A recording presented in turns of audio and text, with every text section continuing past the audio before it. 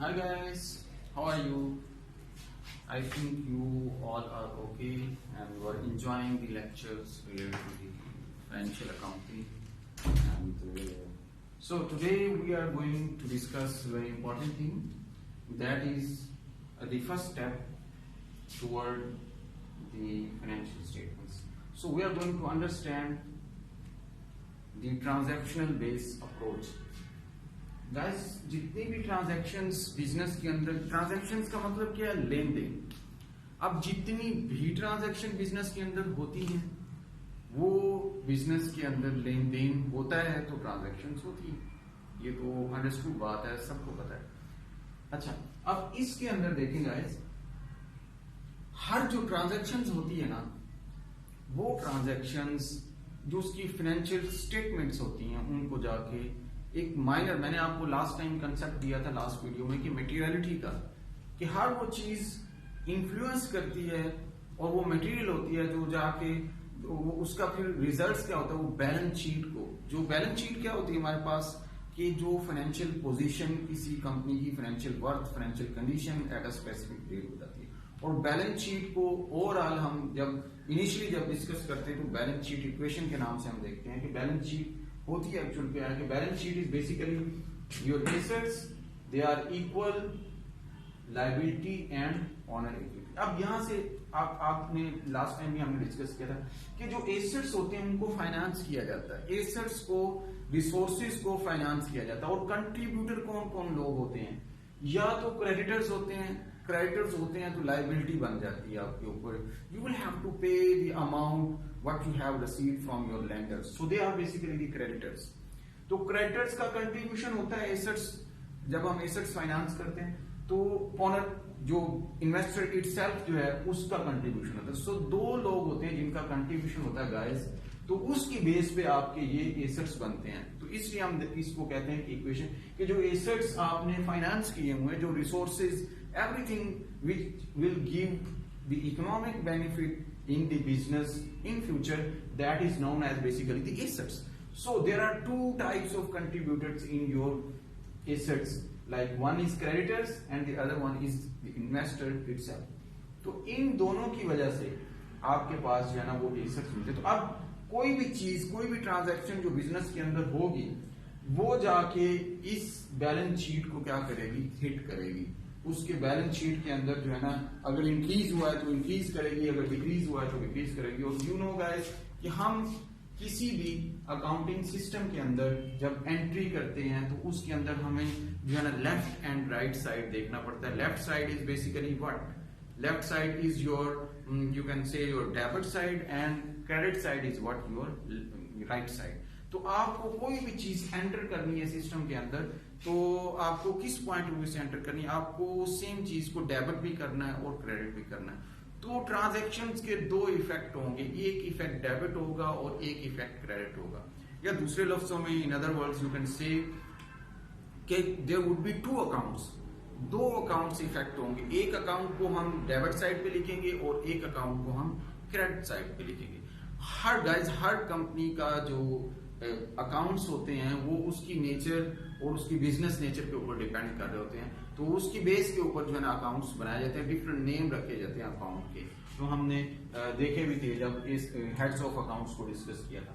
तो आज हम सिंपल ट्रांजैक्शंस देखते हैं और उन ट्रांजैक्शंस की बेस के ऊपर हम देखते हैं कि क्या क्या इफेक्ट हो सकते हैं। इफेक्ट क्या क्या हो सकते हैं? लेट्स सपोज एसेट्स इंक्रीज हो गए तो उसका इफेक्ट पॉजिटिव होगा। तो दूसरी साइड पे भी जो लायबिलिटी या ऑनर इक्विटी वाली साइड पे भी कहीं ना कहीं पॉजिटिव इफेक्ट आएगा, कि अगर इधर एसेट का अकाउंट का पॉजिटिव इफेक्ट हुआ तो इधर लायबिलिटी का अकाउंट भी जो है ना, वो अकाउंट का कोई नेम अकाउंट पेएबल है या कोई भी, तो उसका पॉजिटिव इफेक्ट आएगा। तो दोनों साइड पे पॉजिटिव रहेगा तो सेम अमाउंट से डेबिट क्रेडिट से तो आपकी इक्वालिटी जो है ना वो मेंटेन रहेगी। अगर लेट्स सपोज ये भी सिचुएशन हो सकती है कि एसेट्स इंक्रीज हुए हैं तो उधर से ऑनर इक्विटी इंक्रीज हुई है सेम अमाउंट से, तो दोनों साइड पे जब सेम अमाउंट से इफेक्ट होगा तो इक्वालिटी मेंटेन रहेगी। इसलिए हम इसको बैलेंस शीट इक्वेशन भी कहते हैं मैथमेटिकली। आपके पास एक एसेट साइड पे नेगेटिव इंपैक्ट हुआ है तो उसके अगेंस्ट लायबिलिटी साइड पे नेगेटिव इंपैक्ट हुआ है सेम अमाउंट से। तो यहाँ पे फिर इक्वालिटी मेंटेन रहेगी। तो ये बैलेंस शीट को जाके कोई भी ट्रांजैक्शन होगी वो हिट करेगी, दोनों साइड पे प्लस प्लस, दोनों साइड पे माइनस माइनस। अगर एसेट साइड पे इंक्रीज हो सकता, दूसरी साइड पे जो है ना वो डिक्रीज हुआ है, इधर डिक्रीज यानी माइनस हुआ तो इधर भी माइनस हुआ ऑनर इक्विटी के अंदर, तो ये भी सिचुएशन उसमें। बात गाइस ये भी होता है कि आप क्या करते हैं, इस एक ही साइड पे प्लस और माइनस हो जाता है, यानी एक चीज प्लस होगी और दूसरी चीज क्या होगी माइनस, तो फिर भी इक्वालिटी मेंटेन रहेगी। इसलिए हम इसको बैलेंस शीट इक्वेशन या सिंपल बैलेंस शीट इक्वेशन कहते हैं कि कोई भी इफेक्ट होता है तो इसकी इक्वालिटी मेंटेन रहती है, इक्वालिटी इन इक्वालिटी में चेंज नहीं होती। तो ये बैलेंस शीट ट्रांजैक्शंस, अब हम इसको सिंपली देखते हैं कि कैसे कोई भी ट्रांजैक्शन जो है ना वो बैलेंस शीट को जो है ना वो हिट करती है। तो अब देखें, लेट्स सपोज पहली ट्रांजैक्शन है, the owner deposits 50,000 in business. अब यहां पे देखें, ऑनर एक बिजनेस का जो ऑनर है उसने बिजनेस के अंदर क्या कर दिया, इंजेक्ट कर दिया, क्या कैश उसने इन्वेस्ट कर दिया। अब यहां से हमने सेंस करना है कि दो अकाउंट इफेक्ट हुए, क्योंकि हमने डबल एंट्री सिस्टम को फॉलो करना है, तो हमने यहाँ पे टू अकाउंट्स को जो है ना वो डेबिट एंड क्रेडिट करना है, एक को डेबिट करना है और एक को क्रेडिट करना है। अब हम उसको कैसे देखेंगे, सेंस कैसे करेंगे हम, यहाँ ये एक ट्रांजैक्शन है, इस ट्रांजैक्शन के अगेंस्ट देखो ऑनर है, तो ऑनर जब खुद इन्वेस्ट करता है किसी भी बिजनेस के अंदर तो उसकी पॉकेट, उस ऑनर का जो अकाउंट होता है बिजनेस के अंदर उसका नाम होता है ऑनर इक्विटी।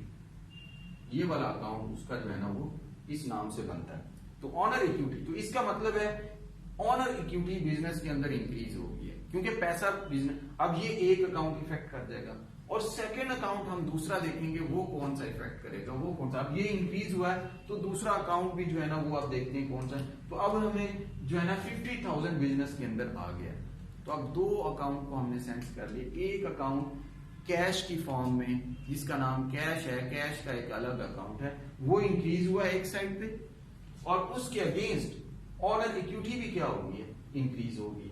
यानी दो अकाउंट इंक्रीज हो गए हैं इस ट्रांजैक्शन के अंदर, एक को हमने डेबिट कर देना और एक को हमने क्रेडिट कर देना सेम अमाउंट के साथ। इन्वेस्टमेंट जब भी हो तो कैश बिजनेस के अंदर आता है, और कैश किस वजह से आता है, इस ऑनर की वजह से। तो ऑनर की पॉकेट का नाम, ऑनर की इन्वेस्टमेंट का नाम ऑनर इक्विटी है, कि इस बंदे की वजह से एसेट इंक्रीज हुए हैं। तो दो अकाउंट इफेक्ट हो रहा है, कि एक ऑनर का अकाउंट और एक उसके अंदर एसेट का अकाउंट। हम इसके इफेक्ट आप देखते हैं। लेट्स सपोज 50,000 कैश जो है ना वो इंक्रीज हुआ, देखो एक साइड पे प्लस हुआ।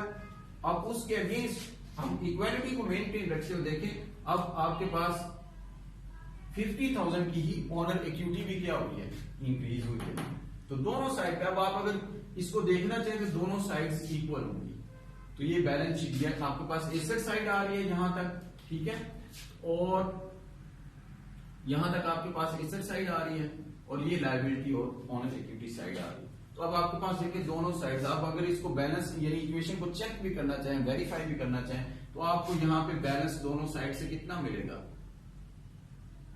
बैलेंस आपको मिलेगा इधर 50,000 और इधर भी 50,000 का बैलेंस मिलेगा, यानी दोनों साइड्स जो है ना वो क्या होंगी, इक्वल होंगी। तो ये आपके पास इक्वालिटी बैलेंस शीट। अब देखो सेकंड ट्रांजैक्शन क्या हुई, अब आपने सेंस करना, देखो the business purchases a computer on credit for 2,500। तो 2,500 का उसने क्या किया है, परचेज किए हैं, किस चीज की, कंप्यूटर की। तो आपको एक चीज तो गाइस याद रखना है कि क्या चीज बिजनेस के अंदर आ रही है, आपने सेंस करना है इस ट्रांजैक्शन से। और एक चीज ये आपने माइंड में रखनी, on credit. What does mean by on credit? On credit mean जब भी ऑन अकाउंट या ऑन क्रेडिट मीन जब भी लिखा होगा किसी भी ट्रांजैक्शन के अंदर, तो उसका मतलब यही होगा गाइस कि जो भी ट्रांजैक्शन हुई है वो प्योर कैश पे नहीं हुई, वो ऑन अकाउंट हुई है। इट्स मीन के उधार पे हुई है, in simple words. So it's mean not on cash. So आपके पास कंप्यूटर बाय किया गया है ऑन क्रेडिट, मीन ऑन उधार पे, यानी आपने बाय किया किसी पे, किसी शॉप से या किसी भी जगह से, किसी भी बिजनेस से आपने $2,500 का कंप्यूटर बाय किया है, और आपने कहा कि पैसे यार बाद में ले लेना। कोई क्रेडिटर ने कहा कोई बात नहीं, मैं आपको सप्लाई कर देता हूँ, प्रोवाइड कर देता हूँ, आप 2,500 बाद में मुझे दे देना। अब यहाँ पे दो अकाउंट इफेक्ट हुए कि कंप्यूटर आ गया है, ठीक है, और आपने दूसरा अभी पैसे उसके देने हैं, तो ये दो अकाउंट, एक कंप्यूटर का अकाउंट लेट्स सपोज कंपनी बनाती है और दूसरा उसने अभी पे करना है, ऑन क्रेडिट है तो अकाउंट पेएबल का अकाउंट बनाएगी। तो ये दो अकाउंट जो है ना वो इफेक्ट हो, एक एसेट इंक्रीज हुआ लेट्स सपोज यहाँ पे, और उसके अगेंस्ट लायबिलिटी भी इंक्रीज होगी। ऑन अकाउंट का लफ्ज जब भी आएगा तो आप समझ लें कि आपने पैसों के बगैर लेन देन किया, ट्रांजैक्शन किया, तो आपको in future you are going to pay that amount to the creditors where from you bought that computer. तो आपके पास इधर भी इंक्रीज हुआ है कंप्यूटर का और इधर लायबिलिटी भी इंक्रीज होगी दूसरा अकाउंट। तो आप देखिए गाइस यहाँ पे सेकंड ट्रांजैक्शन कि 2500 का कंप्यूटर आपने क्या कर लिया, कंप्यूटर बाय कर लिया, तो इंक्रीज होगी, एसेट में इंक्रीमेंट हुआ है और ये इंक्रीमेंट हुआ है और उसके अगेंस्ट आपने पैसे नहीं दिए तो दूसरा अकाउंट आपके पास लायबिलिटी का इंक्रीज हो गया। ठीक है, तो ये आपके पास दूसरा अकाउंट इंक्रीज हो गया। तो ये अब आप यहाँ पे भी अगर चेक करना चाहें तो आपके पास कैश का जो है ना वो यहाँ पे इतने अमाउंट आ रही है 50,000 की, उसके अगेंस्ट आपके पास 2500 की यहाँ पे दूसरी ट्रांजैक्शन में आप देखें, हम लाइन बाय लाइन या ट्रांजैक्शन बाय ट्रांजैक्शन भी बैलेंस चेक कर सकते हैं। यानी ये आपके पास कितना है 50,000 है, ये आपके पास कितना है 2500, आप 50,000 प्लस 2500 करेंगे और इधर से ये भी 50,000 प्लस 2500, तो आपको यहाँ पे भी बैलेंस मिलेगा। लेकिन हम एट द एंड जो है ना वो बैलेंस को देखेंगे कि बैलेंस कितना आपके पास होता है। आप बैलेंस बेशक इसको चेक भी कर सकते हैं। तो आपके पास ये सेकंड ट्रांजैक्शन होगी, दो अकाउंट इफेक्ट हुए, एक कंप्यूटर का और दूसरा किसका, अकाउंट पेएबल का, लायबिलिटी का अकाउंट। तीसरी ट्रांजैक्शन देखिए, तीसरी ट्रांजैक्शन है the business purchases office supplies using 550 cash. अब आपके पास देखिए 550, अब यहां से सेंस करें कि परचेज किया क्या चीज, ऑफिस सप्लाई, तो एक अकाउंट ऑफिस सप्लाई का होगा और दूसरा उसने कहा कि उसने यूज किया किसको, कैश को। तो हमारे पास दो अकाउंट इफेक्ट हो रहे हैं, कौन कौन से, एक एसेट का अकाउंट है और दूसरा भी एसेट का अकाउंट है। इसका मतलब है कि एसेट ही इंक्रीज हो रहा है और एसेट ही डिक्रीज हो रहा है। तो दो इफेक्ट जो नजर आएंगे वो आपको सिर्फ एसेट वाली ही साइड में नजर आएंगे। ये वाली सिचुएशन बन गई है, आपके पास एक चीज इंक्रीज हो रही है एसेट साइड पे और एक चीज डिक्रीज हो रही है। अब कौन सी चीज इंक्रीज हो रही है, आपके पास ऑफिस सप्लाई के नाम से एक अकाउंट है बिजनेस के अंदर, वो इंक्रीज हो रहा है यहाँ पे, और कैश के नाम से एक अकाउंट है वो क्या हो रहा है, डिक्रीज हो रहा है। कितनी अमाउंट से, $550 से। तो आप देखिए यहाँ पे ट्रांजैक्शंस को देखें, $550 से कैश इंक्रीज हो रहा है तो आपने उसका इफेक्ट दिखाया।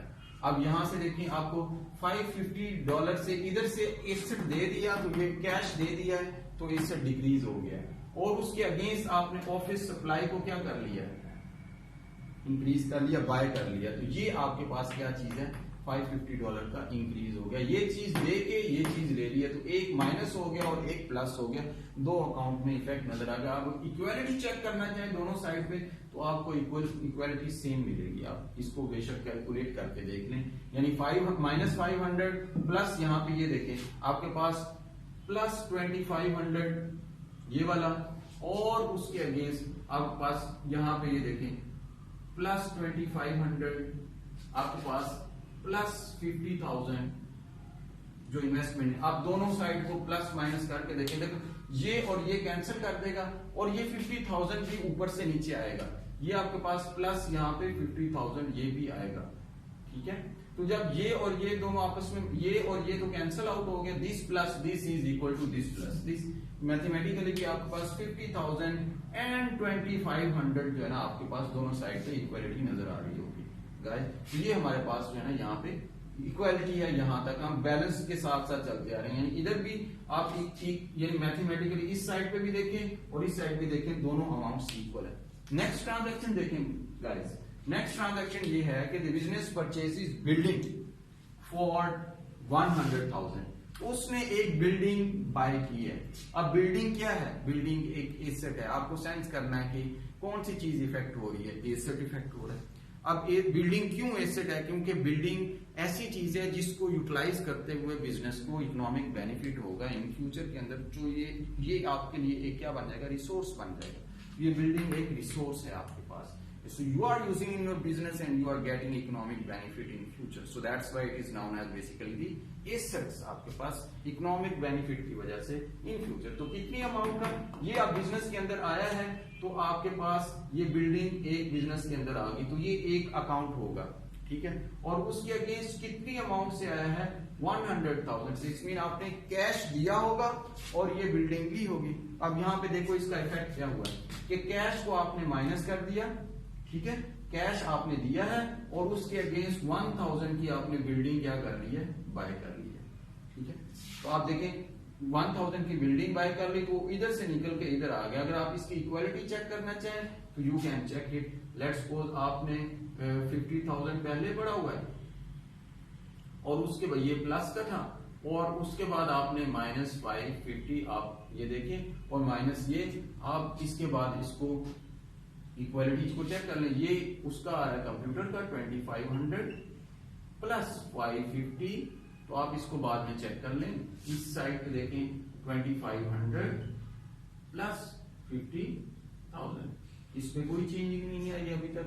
नेक्स्ट देखें आपके पास नेक्स्ट क्या हुआ, नेक्स्ट ट्रांजैक्शन में देखें क्या हुआ है, the business sells goods for 1200 cash. अब यहाँ पे सेंस करें इस ट्रांजैक्शन में कि इसने क्या काम किया है, इसने सेल्स की हैं गुड्स।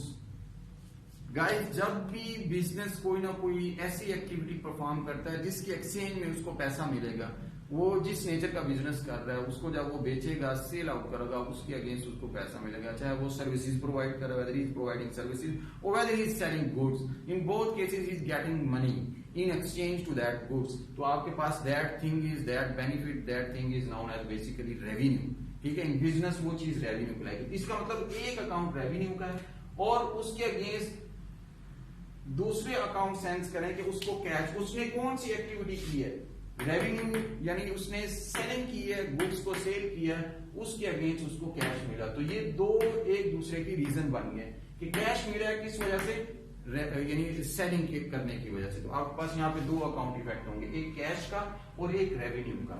अब देखिए यहाँ पे 12,000 का आपको 1200 का आपको कैश मिला है, ये प्लस हो जाएगा कैश के अंदर। आप बेशक इसके अंदर इसको ऐड कर लें और उसके बाद बाकी अमाउंट उसी तरह आ जाएगी, ठीक है। 2500 प्लस 550 प्लस 100,000 और प्लस आपके पास 2500 और ये आपके पास 1200 का रेवेन्यू है, ठीक है, और प्लस 50,000। तो ये आपके पास देखिए 1200 का रेवेन्यू है। तो आपके दो अकाउंट इफेक्ट हुए, एक कैश का और एक आपके पास रेवेन्यू का।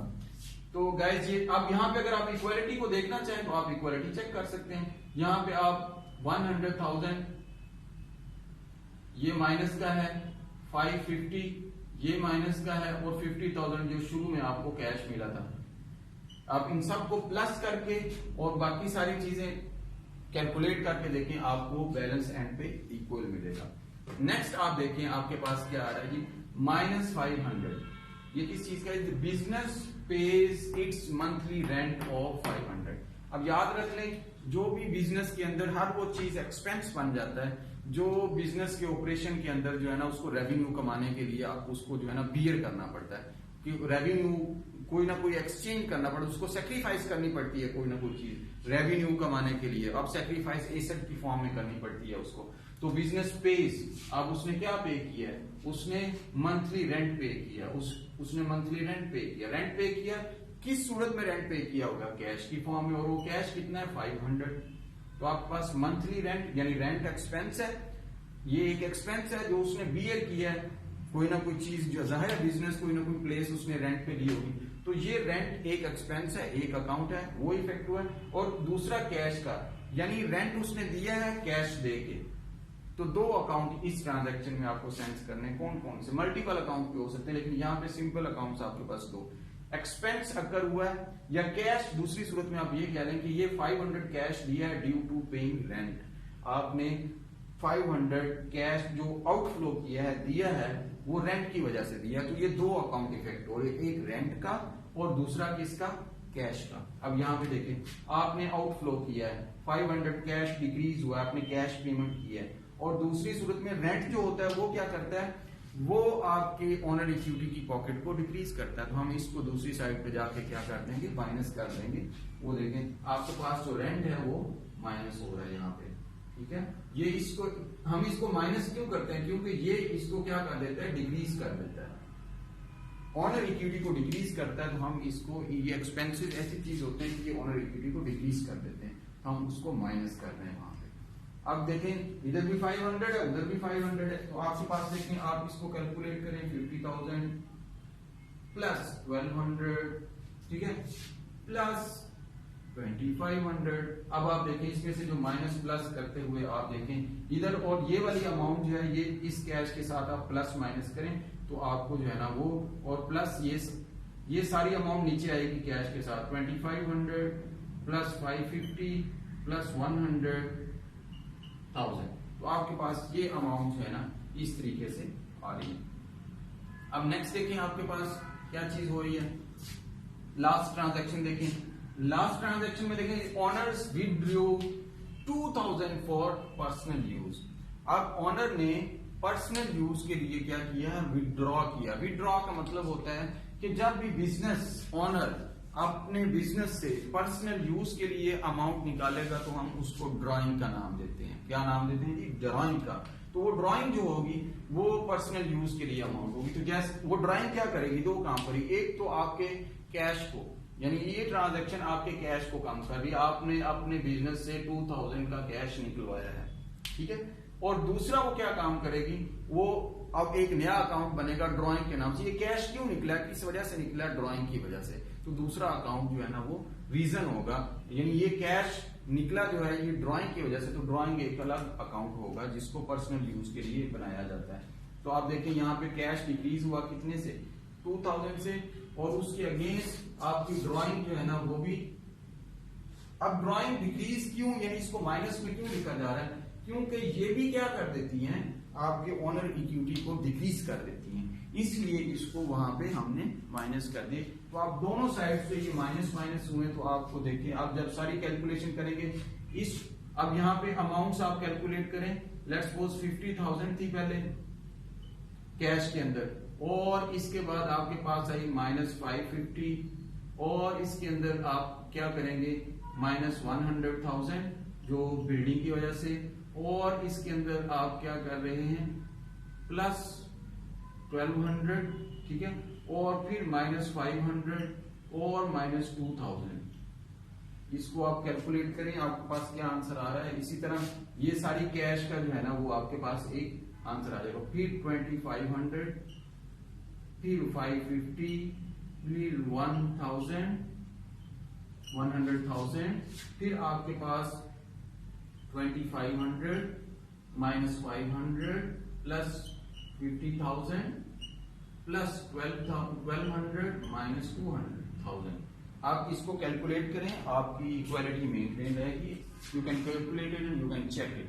तो अब गाइस आपने देखा कि आपके पास रेंट जो है वो ऑनर इक्विटी को क्या कर देता है, डिक्रीज कर देता है। आपकी ड्राइंग पे ऑनर इक्विटी को डिक्रीज करते, लेकिन जो रेवेन्यू है वो आपकी ऑनर इक्विटी को इंक्रीज कर देता है। तो देखें आपने गाइस रेवेन्यू को यहाँ पे प्लस किया हुआ है। तो ये आपके पास जो है ना वो इसकी लॉजिकली रीजन, अगर कोई आपसे पूछता है कि वो क्या करते हैं, रेंट जितने भी एक्सपेंसेस होते हैं वो ऑनर इक्विटी को क्या कर देते हैं, डिक्रीज कर देते हैं। इसलिए उनका इफेक्ट यहाँ पे हम माइनस इक्वेशन के दूसरी साइड पे दिखाते हैं।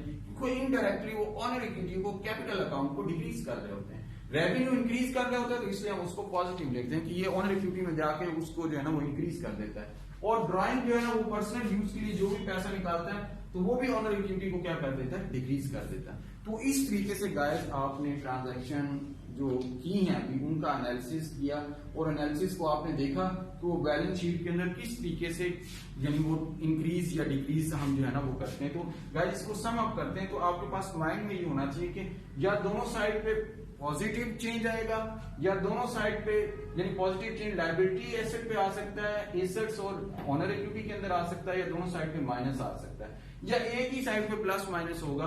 तो इस तरीके से जो है ना वो इक्वालिटी मेंटेन रहेगी। तो इसको हम सिंपल बैलेंस शीट इक्वेशन कहते हैं। I hope so you understand these things. आपके पास अकाउंट्स, तो आपने हर ट्रांजैक्शन से आपने अकाउंट को सेंस करना है, 2 अकाउंट सेंस करने के बाद आपने उसमें इंक्रीज डिक्रीज करना है और वो इंक्रीज डिक्रीज आपके दोनों साइड्स पे होगा। अगर एक साइड पे इंक्रीज है तो दूसरी साइड पे इंक्रीज होगा, अगर एक साइड पे डिक्रीज है दूसरी साइड, या एक ही साइड पे आप इंक्रीज और डिक्रीज करेंगे। So then you can maintain the balance sheet equation equality. तो आपके पास इस तरीके से देखा, हमने देखा एनालाइज किया कि कैसे जो ट्रांजैक्शंस होती हैं वो आपकी बैलेंस शीट को हिट कर दी होती हैं। तो गाइस हम नेक्स्ट के अंदर इसी नेक्स्ट वीडियो के अंदर हम इसी ट्रांजैक्शन से हम नेक्स्ट पॉइंट पे मूव कर रहे हैं, जिसका नाम है जो जनरल जिसको हम कहते हैं अकाउंटिंग सिस्टम के अंदर, कि सबसे पहला जो स्टेप है किसी भी अकाउंटिंग सिस्टम का, how you are going to record the information in accounting system. The first step is journal. We will discuss about the journal in the next video, and thank you so much for watching that video. Okay guys.